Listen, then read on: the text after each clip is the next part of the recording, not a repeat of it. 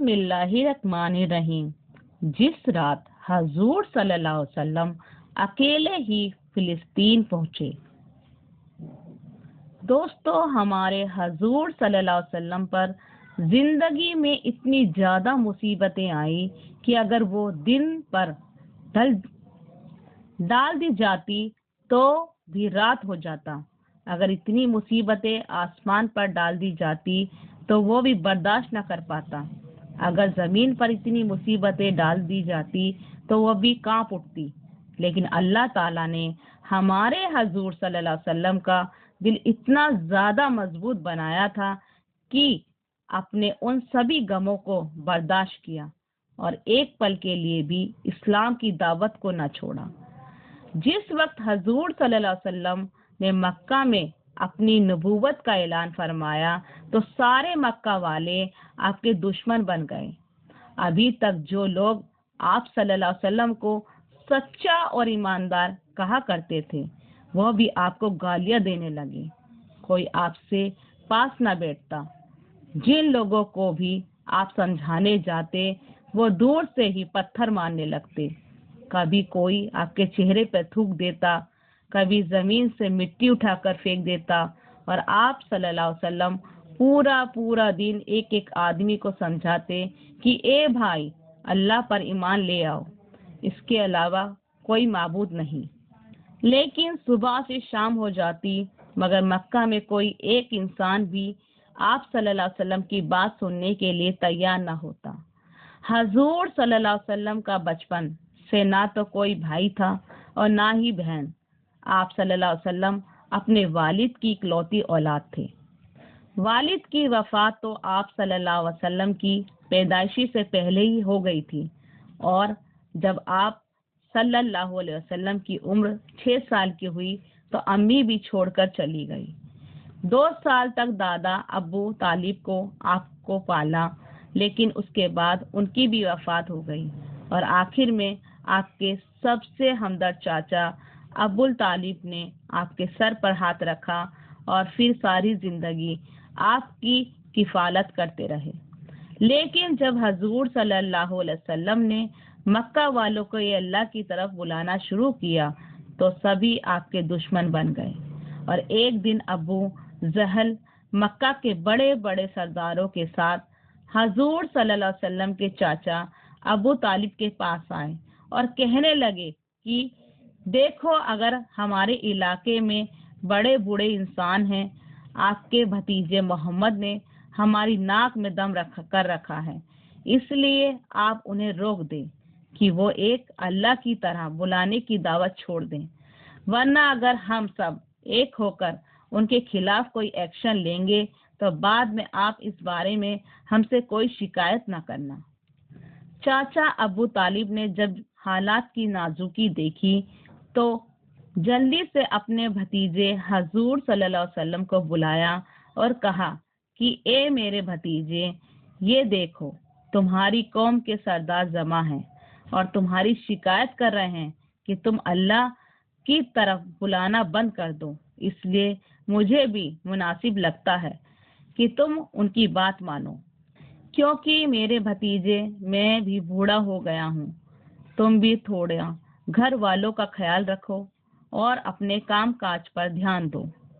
हजूर सल्लल्लाहु अलैहि वसल्लम ने जिस वक्त अपने चाचा अबू तालिब की जुबान से ये बातें सुनी तो आंखों में आंसू भर आए और कहने लगे कि ए मेरे चाचा जान, अगर मैं दुनिया वाले मेरे एक हाथ में सूरज और दूसरे हाथ में चांद रख दें और कहें कि मैं अल्लाह की तरफ बुलाना छोड़ दूं तो मैं ऐसा हरगिज नहीं करूंगा। और उसके बाद हजूर सल्लल्लाहु अलैहि वसल्लम रोते हुए कमरे से बाहर निकल गए। तो ये देख चाचा अबू तालिब का भी दिल पिघल आया और बाद में हजूर सल्लल्लाहु अलैहि वसल्लम को पास बुलाकर कहा कि ए मेरे भतीजे, तुमको जो करना है करते रहो, मैं मरते दम तक तुम्हारा साथ नहीं छोड़ूंगा। लेकिन अल्लाह की कुदरत को तो कुछ और ही मंजूर था। इस वाक्ये के कुछ ही दिनों बाद अचानक हजूर सल्लल्लाहु अलैहि वसल्लम की सबसे हमदर्द बीवी हजरत खदीजा की वफात हो गई और उसके कुछ ही दिनों बाद अचानक चाचा अबू तालिब की भी वफात हो गई, कि जिसकी वजह से आप सल्लल्लाहु अलैहि वसल्लम बिल्कुल टूट कर रह गए, क्योंकि ये दोनों हजरात आप सल्लल्लाहु अलैहि वसल्लम के लिए एक ऐसे सहारे थे जिनकी बातों से हजूर सल्लल्लाहु अलैहि वसल्लम का दिल मजबूत रहता। लेकिन अब दोनों ने ही एक साथ साथ छोड़ दिया।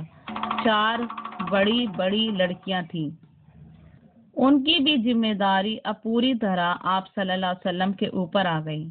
और दूसरी तरफ अल्लाह का हुक्म था कि मेरे प्यारे नबी, जिंदगी में चाहे जैसे भी हालात आ जाएं, आपको इस्लाम की दावत से नहीं रुकना है, बल्कि बराबर लोगों को समझाते रहना है।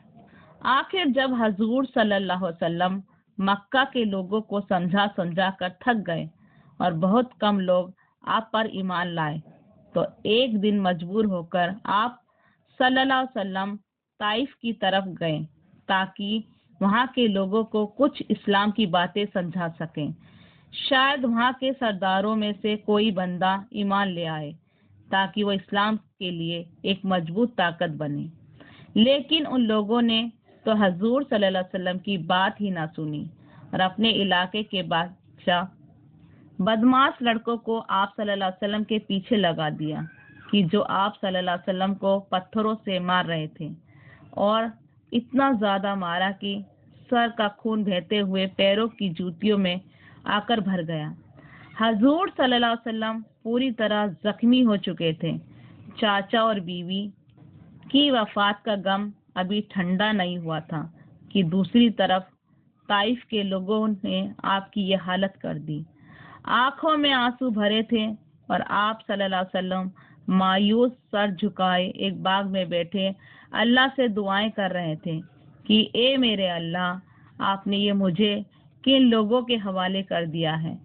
ये तो हर मौके पर मुझे जलील करते हैं, मुझे मारते हैं, लेकिन ये है मेरे अल्लाह, अगर आप मुझसे नाराज नहीं हैं तो मुझे कोई फर्क नहीं पड़ता, मैं आपके हुक्म पर ऐसे ही लोगों को समझाता रहूंगा।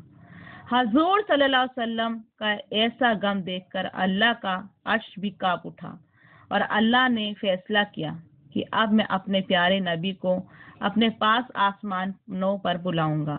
आखिर जब रात हुई, हजूर सल्लल्लाहु अलैहि वसल्लम बिस्तर पर लेटे तो अचानक हजरत जिब्राइल अलैहिस्सलाम एक तेज रफ्तार से सवारी लेकर आप सल्लल्लाहु अलैहि वसल्लम के पास पहुंचे और कहा कि ये अल्लाह के हबीब, अल्लाह ने आपको अपने पास बुलाया है। और फिर हजूर सल्लल्लाहु अलैहि वसल्लम हजरत जिब्राइल के साथ बुराक पर सवार होकर सबसे पहले फिलिस्तीन की मस्जिद अक्सा गए। मस्जिद अक्सा में उस वक्त सारे नबी जमा थे। अल्लाह के बारे हबीब हजूर सल्लल्लाहु अलैहि वसल्लम को देखते ही तमाम नबियों ने आगे बढ़कर आपका इस्तकबाल किया और फिर हजूर सल्लल्लाहु अलैहि वसल्लम के सारे नबियों को 2 रकात नमाज पढ़ाई। उसके बाद सल्लल्लाहु अलैहि वसल्लम हजरत जिब्राइल अलैहिस्सलाम के साथ मेराज के सफर पर गए। पहले आसमान से दूसरे आसमान, दूसरे से तीसरे और फिर इसी तरह 6 आसमान पार करके हजरत जिब्राइल अलैहिस्सलाम जब हजूर सल्लल्लाहु अलैहि वसल्लम के साथ 7वें आसमान पर पहुंचे तो आप सल्लल्लाहु अलैहि वसल्लम से कहने लगे कि ए अल्लाह के रसूल, मेरी हद बस यहीं तक है, मैं इसके आगे एक कदम भी नहीं बढ़ा सकता, वरना मैं जलकर खाक हो जाऊंगा। इसलिए अब आप जाने और आपका रब जाने। इतना कहकर हजरत जिब्राइल अलैहिस्सलाम हजूर सल्लल्लाहु अलैहि वसल्लम को उसी जगह छोड़कर वापस लौट आए और फिर अल्लाह ताला ने एक सवारी भेजकर अपने हबीब हजूर सल्लल्लाहु अलैहि वसल्लम को अपने अर्श पर बुलाया।